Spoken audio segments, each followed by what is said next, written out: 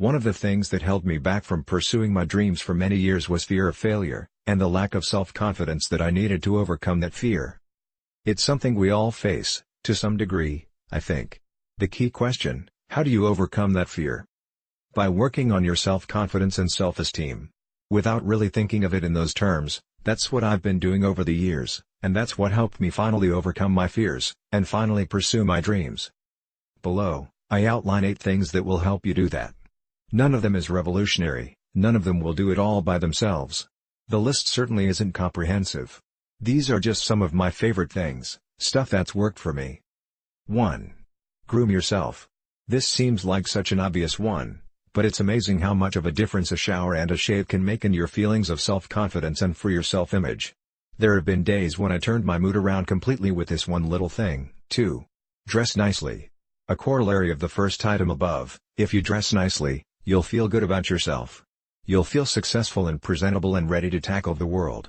Now, dressing nicely means something different for everyone. It doesn't necessarily mean wearing a $500 outfit, but could mean casual clothes that are nice looking and presentable.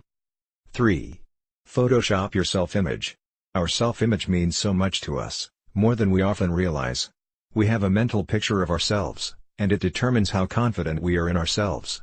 But this picture isn't fixed and immutable. You can change it. Use your mental photoshopping skills, and work on your self-image. If it's not a very good one, change it. Figure out why you see yourself that way, and find a way to fix it. 4. Think positive. One of the things I learned when I started running, about 2 years ago, how to replace negative thoughts, see next item, with positive ones.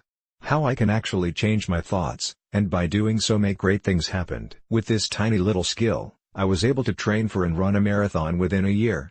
It sounds so trite, so Norman Vincent Peale, but my goodness, this works. Seriously. Try it if you haven't. 5. Kill negative thoughts. Goes hand in hand with the above item, but it's so important that I made it a separate item.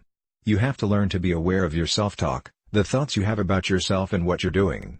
When I was running, sometimes my mind would start to say, "This is too hard. I want to stop and go watch TV." Well, I soon learned to recognize this negative self-talk, and soon I learned a trick that changed everything in my life. I would imagine that a negative thought was a bug, and I would vigilantly be on the lookout for these bugs.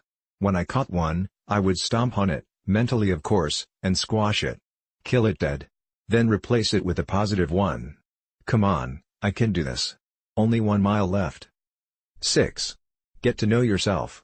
When going into battle, the wisest general learns to know his enemy very, very well. You can't defeat the enemy without knowing him.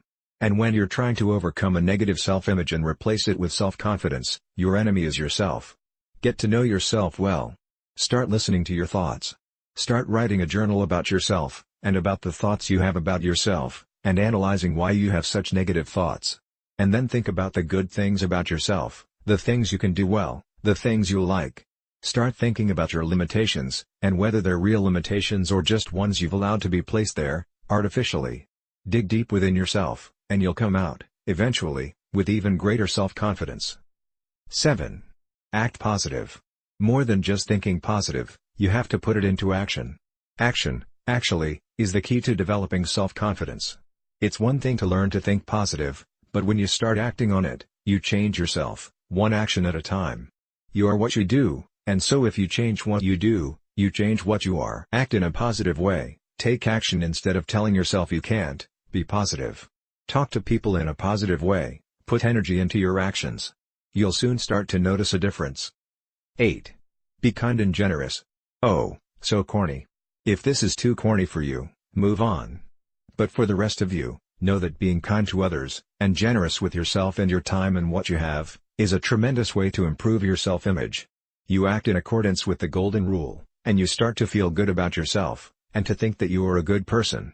It does wonders for your self-confidence, believe me. Also, if you are interested in a guide that changed my life, please click link in description.